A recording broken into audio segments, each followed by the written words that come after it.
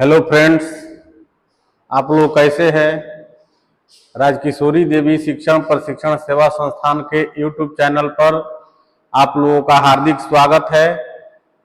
जैसा कि आप लोगों को पता है कि जो भी बच्चे इस संस्थान में अध्ययनरत है या तैयारी कर रहे हैं, तो प्रतिदिन उन लोगों के लिए एक नया नया वीडियो विषयवार डाला जाता है ताकि आप लोगों को परीक्षा में किसी प्रकार की कोई समस्या न हो।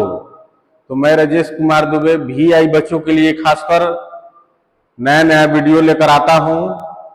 तो आज का मेरा जो वीडियो का टॉपिक है ये है कि दृष्टिगत रूप से असमर्थ बच्चों की शिक्षा भारत में और विदेशों में ऐतिहासिक विकास। जो ऐसे बच्चे हैं जो दृष्टिबाधित है, उन बच्चों का भारत और विदेशों में कैसे विकास हुआ, क्या योगदान है। ठीक है, इस विषय पर आज हम चर्चा करेंगे, क्योंकि इन सभी टॉपिकों से विगत परीक्षा में क्वेश्चन पूछे गए थे, इसीलिए मैंने आज ये टॉपिक लेकर आया हूं। अध्यापक परीक्षार्थी को दो कारणों से दृष्टिगत रूप से असमर्थ लोगों की सेवाओं के संबंध में ऐतिहासिक विकास को जानना आवश्यक है। जो भी इस क्षेत्र में पढ़ रहे हैं, तो भारत में विकास और विदेशों के ऐतिहासिक विकास के बारे में आपकी जानकारी अत्यंत जरूरी है। ठीक है, पहला उससे यह समझ जाने की आशा की जाती है कि उपेक्षा की स्थिति से शुरू होकर सेवाएं समाज में सामाजिक स्वीकृति के स्तर तक किस प्रकार पहुंची हैं। इसमें यह अध्ययन किया जाए कि शुरू में क्या था स्थिति, अभी तक हम किस स्तर पर पहुंचे हैं। ये सब भारत के और विदेशों की जानकारियां भी शिक्षार्थी और अध्यापक दोनों के लिए जानना बहुत जरूरी है। विकसित देशों की तुलना में विकासशील शिक्षा देने की तकनीकों की प्राथमिकता से परिवर्तन कैसे आया, विकसित देश में इसका क्या विकास हुआ है और विकासशील देश कैसे इसकी प्राथमिकता दे रहे हैं। विकसित देशों की तुलना में विकासशील देशों की इन सेवाओं की ऐतिहासिक परिप्रेक्ष्य के अध्ययन की आवश्यकता, इससे कार्य की प्रतिक्रिया, नए विचारों की उत्पत्ति, प्रवृत्तियों के बदलने की आदि की संभावना का पता लगने में मदद मिलती है। ठीक है, इस इकाई में हम लोग दृष्टिगत असमर्थ व्यक्तियों के अंतर्राष्ट्रीय स्तर पर और भारत के संक्षिप्त परिचय की व्यवस्था की गई है। तो इस पाठ का मुख्य उद्देश्य क्या है। पहला है कि विकसित देशों में दृष्टिगत असमर्थ व्यक्तियों के लिए सेवाओं के ऐतिहासिक परिप्रेक्ष्य की गणना। अगला है भारत में दृष्टिगत असमर्थ व्यक्तियों की सेवाओं की विकास का विवरण। तीसरा है दृष्टिगत रूप से अक्षम व्यक्तियों के लिए विभिन्न अभिकरणों द्वारा प्रदान किए जाने वाले सेवाप्रद कार्यक्रमों की प्रवृत्ति काल क्रमानुसार, कि विदेशों में कौन से कार्यक्रम ऐसे बच्चों के लिए होते हैं, अध्यापक के लिए होते हैं, भारत में अभी कैसा हो रहा है, ये सब के बारे में हम अध्ययन करेंगे। भारतीय पुनर्वास परिषद कार्यों का विवेचन करेंगे। जो भारतीय पुनर्वास परिषद RCI है, इसके कार्यों के बारे में हम जानेंगे कि ये संस्था किस प्रकार खासकर दिव्यांग बच्चों के क्षेत्र में काम कर रही है, इसके कानून और अधिकार के बारे में जानेंगे। अगला है अक्षमता व्यक्ति अधिनियम 1995 के प्रमुख लक्षणों का विवरण। ये इसके विवरण के बारे में भी हम चर्चा करेंगे। अब है अंतर्राष्ट्रीय परिदृश्य। अंतर्राष्ट्रीय परिदृश्य के बारे में हम आज चर्चा करेंगे। इसमें सेवाओं का विकास, कौन कौन सी सेवाओं का विकास हुआ। दृष्टिगत असमर्थ बच्चों की शिक्षा का इतिहास विश्वव्यापी स्तर पर 2 शतक पुराना है। ठीक है, पेरिस में 1784 में सबसे पहला औपचारिक संस्थान वेलिंगटन हाई ने दृष्टिगत असमर्थ बच्चों के लिए चलाया था। देखिए, ये वस्तुनिष्ठ क्वेश्चन का भी क्वेश्चन बन सकता है कि पहला दृष्टिबाधित विद्यालय कहाँ खुला, तो 1784 में औपचारिक, जिसको मतलब प्योर सरकारी नहीं, औपचारिक संस्था खोला गया वेलिंगटन हाई में। ठीक है, जो घर पर ही था। ये कहाँ खोला गया था, घर पर। 1791 में लिवरपूल इंग्लैंड में पहला अंध विश्वविद्यालय खोला गया। अब आपसे कोई पूछ देगा कि पहला अंध विश्वविद्यालय कहाँ खोला गया, तो 1791 में इंग्लैंड में खोला गया, वो भी कहाँ, लिवरपूल में। ठीक है। 1832 में लाउस ब्रेले द्वारा ब्रेले प्राणी के आविष्कार के पश्चात खुला। ये कब खुला, जब लुई ब्रेल ने 1832 में ब्रेल का आविष्कार किया तो इस संस्था का उद्घाटन हुआ। किंतु दृष्टिगत असमर्थ बच्चों की शिक्षा 20वीं सदी में प्रगति की ओर कदम बढ़ाया। लेकिन बच्चे पर इसका कब प्रभाव आया, 20वीं सदी में। 1880 में जन्मे हेलन क्लेयर पहले अंधे बहरे व्यक्ति थे। हेलन क्लेयर क्या थे, अंधे भी थे और बहरे भी थे, जिन्होंने 1904 में कॉलेज डिग्री प्राप्त की, और इस घटना ने विश्व के अंधों की शिक्षा के इतिहास में एक नई दिशा दी। जब ये डिग्री प्राप्त किए हेलन क्लेयर, तो ये दिव्यांगता के क्षेत्र में एक नई क्रांति से आई, और तब से बच्चे क्या हुए कि जोर शोर से शिक्षा ग्रहण करने के लिए उत्सुक हो गए। ठीक है। अब है अंतर्राष्ट्रीय घोषणाओं का प्रभाव। ठीक है। भारत में अक्षम व्यक्तियों की बढ़ती हुई जनसंख्या और अधिकतम को सेवाएं उपलब्ध न कराए जा सकने के कारण सरकार और शैक्षिक संगठनों को मजबूर होना पड़ा, क्या, कि वे सम्मिलित नीतियां बनाए। बढ़ता हुआ रूप कारण सरकार और शैक्षिक संगठनों को मजबूर होना पड़ा। ठीक है। यह कि विशेष स्कूल सेवाओं के अतिरिक्त इनके लिए समेकित और सम्मिलित शिक्षा का भी विकास हो। ठीक है। आप लोगों को मैंने चर्चा कर दिया है कि समावेशी शिक्षा किसे कहते हैं और समेकित शिक्षा किसे कहते हैं। ठीक है। वर्तमान समाज का अक्षम व्यक्तियों की एकता का संबंध अक्षमताओं पर कुछ ऐतिहासिक घोषणा से संबंध है। 1981 ईस्वी में अक्षम व्यक्ति अंतर्राष्ट्रीय वर्ष पूरे विश्व में घोषणा की गई। 1983 से 1992 की अवधि राष्ट्रीय संघ द्वारा अक्षमों के लिए घोषित की गई। ठीक है। सभी के लिए शिक्षा पर विश्व सम्मेलन जो जुगांटन थाईलैंड में हुआ, 1999 में आयोजित हुआ। ठीक है। पहला विश्व सम्मेलन कहाँ हुआ, 1990 में थाईलैंड में। अनुच्छेद 3 से 5 खंड शामिल किया गया, जिसके अनुसार व्यक्तियों की शिक्षा आवश्यकताओं के लिए विशेष ध्यान और कदम उठाने की आवश्यकता है। इसमें क्या प्रस्ताव पारित किया गया, ऐसे व्यक्तियों की शिक्षा और इनके देखरेख के लिए विशेष कदम की आवश्यकता है, जिन्हें अक्षम व्यक्तियों के प्रत्येक वर्ग को समान शिक्षा तक पहुंच हो, जो शिक्षा पद्धति का एक विभिन्न अंग है। मतलब हर एक प्रकार के दिव्यांग व्यक्ति के लिए शिक्षा की पहुंच होना चाहिए। जनिंगटन सम्मेलन के परिणाम स्वरूप विभिन्न देशों ने अक्षम व्यक्ति के सभी के लिए समानता और समान अवसरों के लिए विभिन्न उपाय किए। भारत ने भी इस विश्व सम्मेलन की सिफारिशों पर हस्ताक्षर किए। ठीक है। और भारत सरकार की नीति परिदृश्य में अक्षम व्यक्तियों के प्रति सेवाओं की अंतिम प्रस्था अक्षमताओं के मामले में राष्ट्रों के सामाजिक राजनीतिक प्रतिरूप में लाया, और इसको क्या किया, भारत ने वहां पर साइन किया और सिग्नेचर किया, और जो भी उसके मानक थे वो क्या किया, अपने यहां भी लाया। अक्षम लोगों की सेवाओं को महत्व देने के लिए एशियन आर्थिक सामाजिक आयोग, राष्ट्रीय संघ पैसिफिक क्षेत्र में अक्षम व्यक्तियों के लिए समानता और पूर्ण भागीदारी की घोषणा को अपनाया गया। ठीक है। इस घोषणा और कार्यवाही में प्राथमिकता की आवश्यकताओं को पुनः पुष्टि करते हुए अक्षम व्यक्तियों सहित अलाभकारी और आक्रामक दलों को सौंपा गया, जैसा कि सामाजिक विकास नीति में बताया गया है। ठीक है। राष्ट्रीय संघ ESPA ने आयोग के सभी सदस्यों और संबद्ध सदस्यों से तथा एशिया तथा पैसिफिक क्षेत्रों में अक्षम व्यक्तियों से उनकी पूर्ण भागीदारी और वचनबद्धता पर जोर दिया। ठीक है। सरकार को उच्च स्तर पर इस घोषणा पर हस्ताक्षर करने के लिए शामिल होने पर जोर दिया गया। भारत पर भी अंतर्राष्ट्रीय स्तर दबाव बना कि आप भी इस घोषणा में शामिल होइए और हस्ताक्षर कीजिए।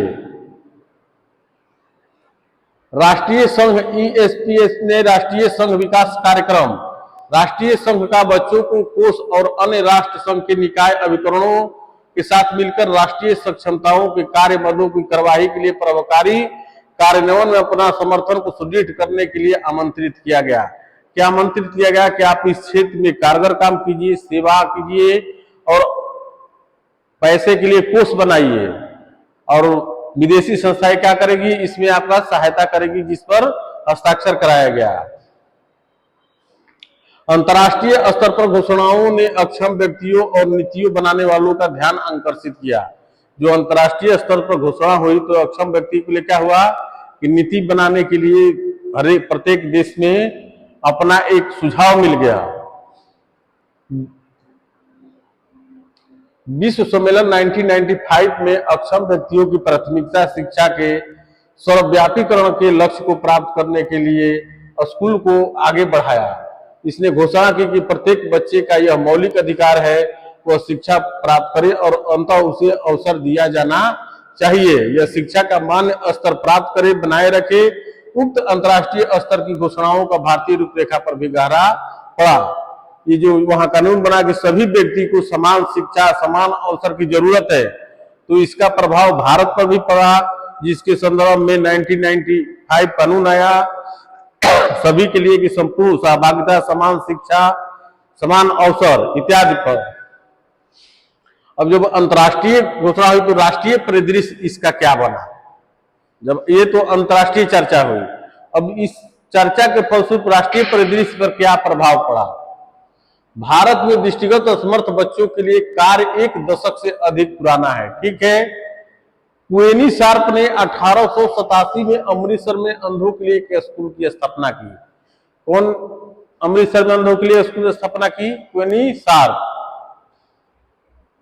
भारत का एक सबसे बड़े स्कूलों में एक जो पलयम कोटी में स्थित है, 1890 में आरंभ हुआ। हालांकि विदेशी मिशनरियों ने पहले 2 संस्थान शुरू किए। पहले भारतीय श्री लाल बिहारी शाह ने 1897 में कलकत्ता में अंध विश्वविद्यालय शुरू किया, ठीक है। मुरिकन और कार्यपरन पीमर ने 1995 में भारत में अक्षम बच्चों के लिए विशेष सेवाओं की प्रगति से देखरेख और सहायता के लिए विश्वव्यापी प्रवृत्ति में उत्तरोत्तर वृद्धि हुई।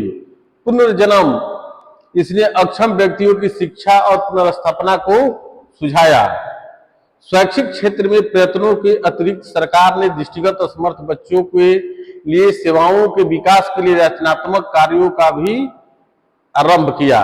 भारत सरकार ने क्या किया कि शिक्षा के बाद उसे कौन कौन से संगठन के द्वारा या संस्था के द्वारा सेवा दी जा सकती है, इसके लिए भी सरकार ने क्या किया, व्यवस्था किया।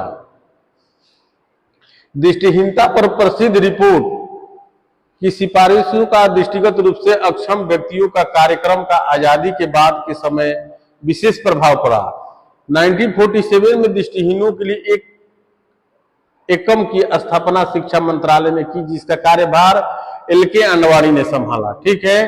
यह एकम सरकार अक्षमताओं के अन्य क्षेत्रों में विस्तार का मुख्य केंद्र बनी। इस एकम ने भारत के विकलांगों के लिए अलग राष्ट्रीय संस्थानों की अवधारणाओं को शीर्षक में सहायक बना, ठीक है।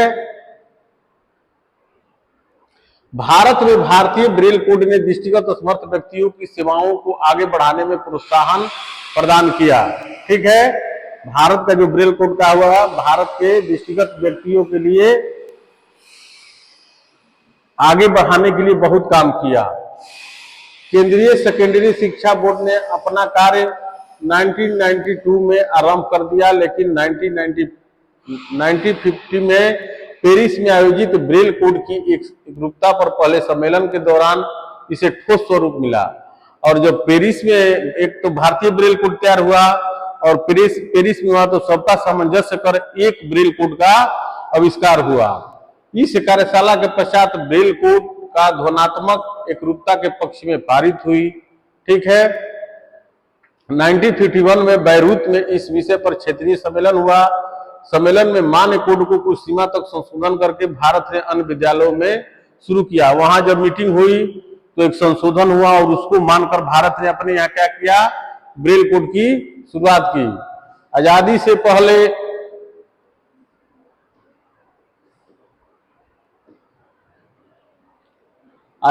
पहले जहां स्कूलों की संख्या केवल 32 थी। आजादी से पहले कितने स्कूलों की संख्या थी? 32 थी। आजादी के बाद बढ़कर 400 के आसपास हो गई, लेकिन इन सेवाओं को हिताधिकारी 5% या कम है। कम प्रगति के कारण यह भी दृष्टिहीनों की सेवाओं को दशकों से कल्याण या धर्मार्थ कार्य कहा जाता है।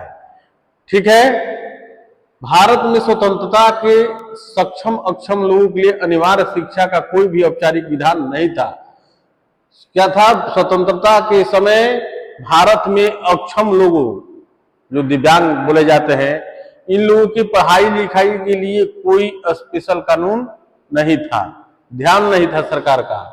भारत के संविधान की धारा 45 के अनुसार भारत में अक्षम व्यक्तियों को बेहतर सेवा प्रदान करने का प्रावधान है, जबकि भारत के संविधान में ऐसा प्रावधान है, लेकिन इसे अभी तक कानूनी निर्माण द्वारा लागू नहीं किया गया। लेकिन इसको क्या किया गया? कानूनी निर्माण द्वारा लागू नहीं किया गया।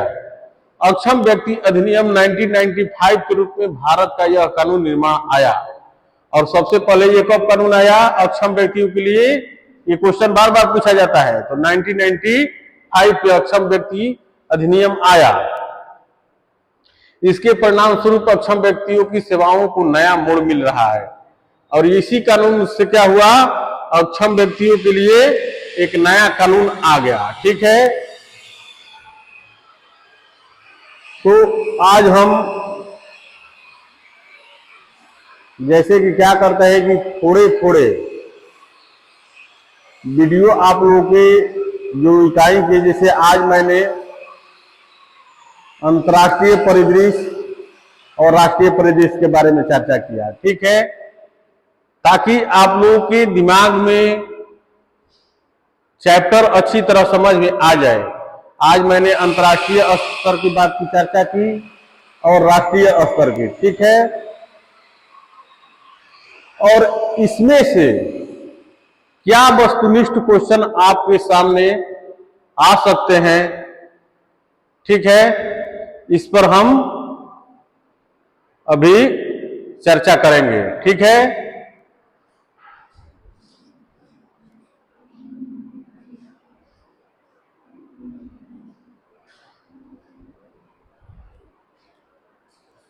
देखिए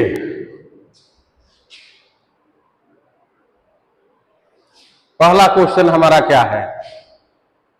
विश्व दृष्टिहीनता दिवस का आयोजन किस उद्देश्य के लिए किया जाता है?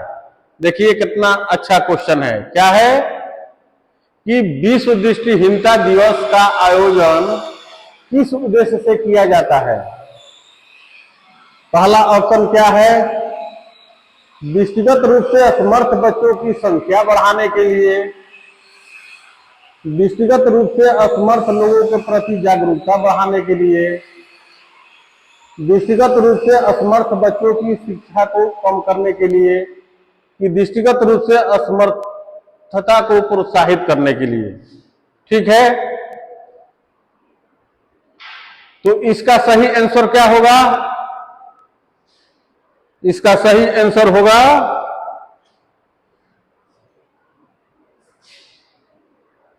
ऑप्शन बी, दृष्टिगत रूप से असमर्थ लोगों के प्रति जागरूकता बढ़ाने के लिए। आप लोग वस्तुनिष्ठ क्वेश्चन को अपनी कॉपी पर लिखते जाइएगा। ठीक है, प्रतिदिन के वीडियो में एक कॉपी बना लीजिए कि वस्तुनिष्ठ क्वेश्चन, इसमें से कौन लघुत्तरीय बन रहे हैं, दीर्घोत्तरीय, आप अभी से तैयारी में लग जाइए। ठीक है, तो इसका सही आंसर क्या होगा? दृष्टिगत रूप से असमर्थ लोगों के प्रति जागरूकता बढ़ाने के लिए। अब है क्वेश्चन नंबर 2। क्या है? यूनेस्को ने दृष्टिगत रूप से असमर्थ बच्चों की शिक्षा के लिए कौन सी योजना बनाई? ठीक है, यूनेस्को ने दृष्टिगत रूप से असमर्थ बच्चों के लिए कौन सी शिक्षा बनाई? क्या क्या ऑप्शन है? शिक्षा के अधिकार अधिनियम, शिक्षा के लिए समावेशी नीति, शिक्षा का अधिकार, विशेष शिक्षा नीति। ठीक है, तो इसका सही आंसर क्या होगा? बताइए आप लोग। इसका सही आंसर होगा ऑप्शन बी, शिक्षा के लिए समावेशी नीति, ऑप्शन बी। ठीक है, अब है क्वेश्चन नंबर 3। क्वेश्चन नंबर 3 देखिए आप लोग के स्क्रीन पर है। क्वेश्चन नंबर 3 को आप लोग देखिए। बजाओ मत, बजाओ मत, वीडियो बनता है। क्या है क्वेश्चन नंबर 3? salamanca घोषणा का मुख्य उद्देश्य क्या था? ठीक है, पहला है समावेशी शिक्षा को बढ़ावा देना, दृष्टिगत रूप से असमर्थ बच्चों को शिक्षा से वंचित करना, विशेष स्कूलों का निर्माण, केवल दृष्टिहीन बच्चों की शिक्षा। तो इसका सही आंसर क्या होगा?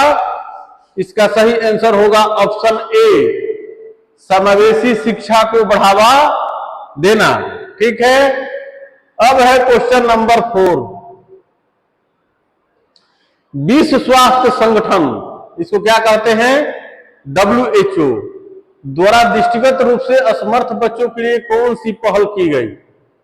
ठीक है, पहला है दृष्टि 2020 पहल, समावेशी शिक्षा पहल, दृष्टिहीनता वृद्धि पहल, दृष्टिगत शिक्षा अधिनियम। तो बताइए इसका सही आंसर क्या होगा?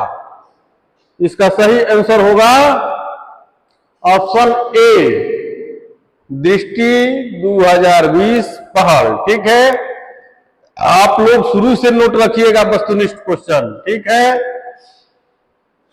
आप क्वेश्चन नंबर 5 देखिए। क्वेश्चन नंबर 5, संयुक्त राष्ट्र अधिकार समझौते का दृष्टिगत रूप से असमर्थ बच्चों की शिक्षा पर क्या प्रभाव पड़ा? ठीक है, पहला है उनके शिक्षा के अधिकार को सुरक्षित किया गया, उन्हें शिक्षा से वंचित किया गया, शिक्षा का अधिकार समाप्त किया गया, उनके लिए कोई प्रावधान नहीं किया गया। तो इसके लिए क्या क्या सही आंसर होगा? ऑप्शन ए, उनके लिए शिक्षा के अधिकार को सुरक्षित किया गया। ठीक है, अब देखिए क्वेश्चन नंबर 6, दृष्टिगत रूप से असमर्थ बच्चों की शिक्षा के लिए संधि अधिकार अधिनियम का क्या योगदान है? ठीक है, पहला है शिक्षा के लिए बाधा उत्पन्न करना, शिक्षा में समान अवसर प्रदान करना, शिक्षा को महंगा बनाना, शिक्षा की सुविधा नहीं देना। तो इसका सही आंसर क्या होगा? इसका सही आंसर होगा ऑप्शन बी, शिक्षा में समान अवसर प्रदान करना। अब देखिए क्वेश्चन नंबर 7 को देखिए, 7 देखिए स्क्रीन पर।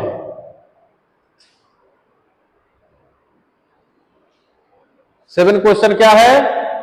यूनेस्को द्वारा जारी किए गए एजुकेशन फॉर ऑल कार्यक्रम का मुख्य उद्देश्य क्या है? ये क्वेश्चन अलग इस तरह भी पूछ सकता है कि एजुकेशन फॉर ऑल ये किस संस्था द्वारा पारित नारा है? तो क्या बोलेंगे? यूनेस्को। तो वहीं पर है कि यूनेस्को द्वारा जारी किए गए एजुकेशन फॉर ऑल कार्यक्रम का मुख्य उद्देश्य क्या है? पहला है दृष्टिगत रूप से असमर्थ बच्चों की शिक्षा सुनिश्चित कराना, केवल सामान्य बच्चों की शिक्षा, विशेष शिक्षा का उन्मूलन, दृष्टिगत रूप से असमर्थ बच्चों को नजरअंदाज करना। तो इसका सही आंसर क्या होगा? दृष्टिगत रूप से असमर्थ बच्चों की शिक्षा सुनिश्चित कराना। ठीक है, अब देखिए क्वेश्चन नंबर 8, इंक्लूसिव शिक्षा का मुख्य उद्देश्य क्या है? इंक्लूसिव शिक्षा का मुख्य उद्देश्य क्या है? दृष्टिगत रूप से असमर्थ बच्चों को समाज से अलग करना, कि दूसरा है दृष्टिगत रूप से असमर्थ बच्चों को सामान्य बच्चों के साथ शिक्षा देना, कि सी है केवल दृष्टिगत रूप से असमर्थ बच्चों के लिए अलग स्कूल, कि डी दृष्टिगत शिक्षा को बंद करना। तो इसका सही आंसर क्या होगा? इसका सही आंसर होगा ऑप्शन बी, दृष्टिगत रूप से असमर्थ बच्चों को सामान्य बच्चों के साथ शिक्षा देना। ठीक है, इसको हम लोग समावेशी शिक्षा भी कहते हैं। इंक्लूसिव शिक्षा मतलब समावेशी शिक्षा। ठीक है, अब है क्वेश्चन नंबर 9 देखिए।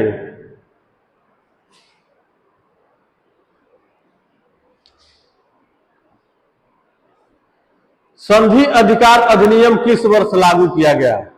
ठीक है, देखिए कितना अच्छा क्वेश्चन है, ये परीक्षा में आ सकता है। संधि अधिकार अधिनियम किस वर्ष लागू किया गया? 1990 में कि 2006, 2010 की 2015? तो इसका क्या होगा? 2006, 2006, ऑप्शन बी। ठीक है, अब है क्वेश्चन नंबर 10। क्वेश्चन क्या है? अंतर्राष्ट्रीय दृष्टिहीनता दिवस कब मनाया जाता है? ठीक है, 15 मार्च, बी है 8 अक्टूबर, सी 12 दिसंबर, डी 22 जुलाई। तो इसका सही आंसर क्या होगा? ऑप्शन बी, 8 अक्टूबर। ठीक है, इसको आप लोग नोट रखिएगा। इसका सही आंसर क्या होगा क्वेश्चन नंबर 10 का? ऑप्शन बी, 8 अक्टूबर। अब है क्वेश्चन नंबर 11 देखिए आप लोग।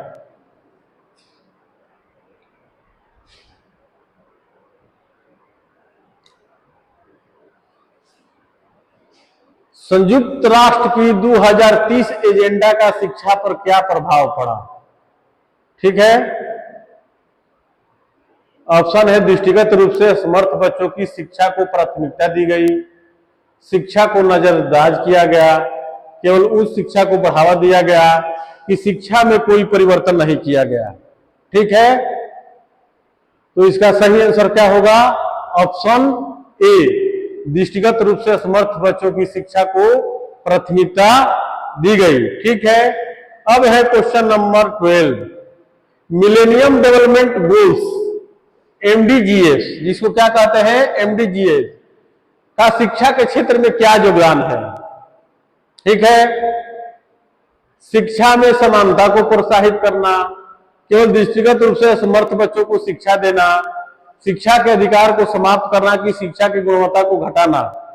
तो इसका सही आंसर क्या होगा? इसका सही आंसर होगा ऑप्शन ए, शिक्षा में समानता को प्रोत्साहित करना।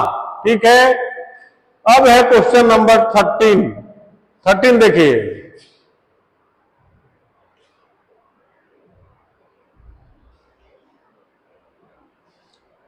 दृष्टिगत रूप से असमर्थ बच्चों के लिए यूनेस्को द्वारा कौन सी नीति प्रस्तावित की गई?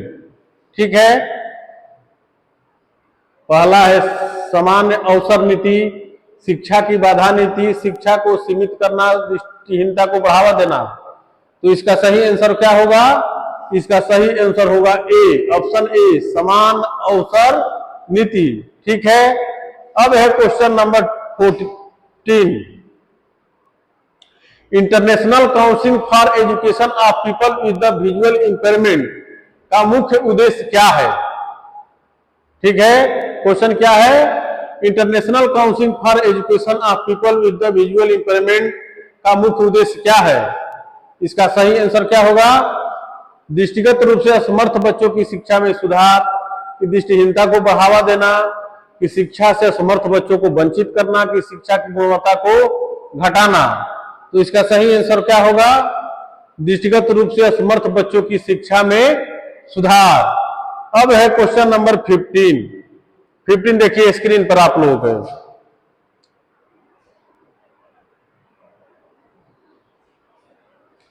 दृष्टि 2020 पहल का मुख्य उद्देश्य क्या है? ठीक है, क्वेश्चन, दृष्टिहीनता को समाप्त करना, दृष्टिहीनता को बढ़ाना, दृष्टिहीनता को नजरअंदाज करना, कि दृष्टिहीनता का प्रचार करना। तो इसका सही आंसर क्या है? ऑप्शन ए, दृष्टिहीनता को समाप्त करना। ठीक है, अब क्वेश्चन नंबर 16। राष्ट्रीय शिक्षा नीति 2020 में दृष्टिगत रूप से असमर्थ बच्चों की शिक्षा के लिए कौन सा प्रावधान किया गया? ठीक है, पहला है केवल विशेष स्कूलों का निर्माण, समावेशी शिक्षा को बढ़ाना, कि दृष्टिगत रूप से असमर्थ बच्चों की शिक्षा से वंचित करना, कि केवल उस शिक्षा की सुविधा प्रदान करना। तो इसका सही आंसर क्या होगा? ऑप्शन बी, समावेशी शिक्षा को बढ़ावा देना। ठीक है, अब देखिए क्वेश्चन नंबर 17 स्क्रीन पर क्या है? सर्व शिक्षा अभियान, जिसका आप लोग नाम सुने हैं, का दृष्टिगत रूप से समर्थ बच्चों की शिक्षा पर क्या प्रभाव पड़ा? ऑप्शन है सभी बच्चों के लिए समान शिक्षा का अवसर, दृष्टिगत बच्चों के लिए शिक्षा को सीमित करना, केवल सामान्य बच्चों की शिक्षा पर ध्यान देना, कि विशेष शिक्षा को हतोत्साहित करना। तो इसका सही आंसर क्या होगा?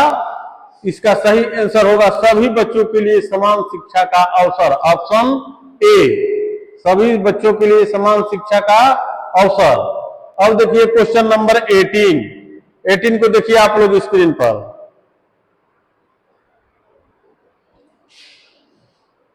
राष्ट्रीय दृष्टिहीन संस्थान national institute for the improvement of person with disabilities का मुख्य उद्देश्य क्या है? ठीक है, ऑप्शन है दृष्टिगत रूप से असमर्थ बच्चों को शिक्षा से वंचित करना, दृष्टिगत रूप से असमर्थ बच्चों की शिक्षा और पुनर्वास सेवाएं प्रदान करना, केवल दृष्टिहीनता का अध्ययन करना, दृष्टिहीनता को प्रोत्साहित करना। तो इसका सही आंसर क्या होगा? दृष्टिगत रूप से असमर्थ बच्चों की शिक्षा और पुनर्वास सेवाएं प्रदान करना, ऑप्शन बी। ठीक है, अब है क्वेश्चन नंबर 19 को आप लोग देखिए। 19 क्वेश्चन क्या है? दिव्यांगजन अधिकार अधिनियम 2016 के तहत दृष्टिगत रूप से असमर्थ बच्चों को क्या अधिकार दिए गए? ठीक है, ऑप्शन क्या है हमारा? पहला शिक्षा का अधिकार, बी है शिक्षा से वंचित रहने का अधिकार, सी केवल उच्च शिक्षा प्राप्त करने का अधिकार, और डी को है शिक्षा को नकारने का अधिकार। तो इसका सही आंसर क्या होगा?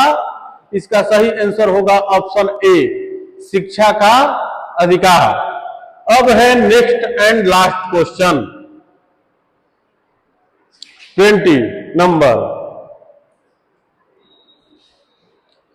भारत सरकार द्वारा राष्ट्रीय दृष्टि हानि निवारण कार्यक्रम का मुख्य उद्देश्य क्या है?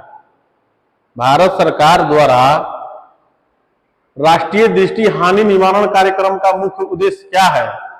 पहला है दृष्टिगत रूप से असमर्थ बच्चों की शिक्षा को रोकना, दृष्टिगत विकलांगता की रोकथाम और पुनर्वास, सी केवल दृष्टिहीनता का प्रचार करना, डी शिक्षा के अवसर को घटाना। ठीक है, तो इसका सही आंसर क्या होगा? ऑप्शन बी, दृष्टिगत विकलांगता की रोकथाम और पुनर्वास की व्यवस्था करना। तो जो आज का मैंने टॉपिक पढ़ाया कि दृष्टिहीनता के संबंध में अंतर्राष्ट्रीय और राष्ट्रीय दोनों के विषय में मैंने चर्चा किया, और उसके वस्तुनिष्ठ क्वेश्चन भी मैंने आप लोगों के सामने रखा, ताकि किसी भी प्रकार से आपको कोई क्वेश्चन पूछता है तो आप लोग सही से आंसर दे सके। फिर मैं अगले दिन इसी टॉपिक में से कुछ शेष रह गया है उसके बारे में चर्चा करूंगा। उसमें आरसीआई के कार्य और उद्देश्य जो प्रत्येक परीक्षा में बार बार पूछा जाता है, उसके संदर्भ में मैं चर्चा करूंगा, और उसके वस्तुनिष्ठ क्वेश्चन भी तैयार करूंगा। तो कम से कम आप लोग ये कीजिए कि वीडियो को लाइक कीजिए और चैनल को सब्सक्राइब कीजिए, ताकि हम लोगों का भी मनोबल बढ़ा रहे। और फिर मैं अगले दिन एक नए वीडियो और इसी टॉपिक पे कुछ रह गया है वो लेकर आप लोगों के सामने आऊंगा। तब तक के लिए धन्यवाद।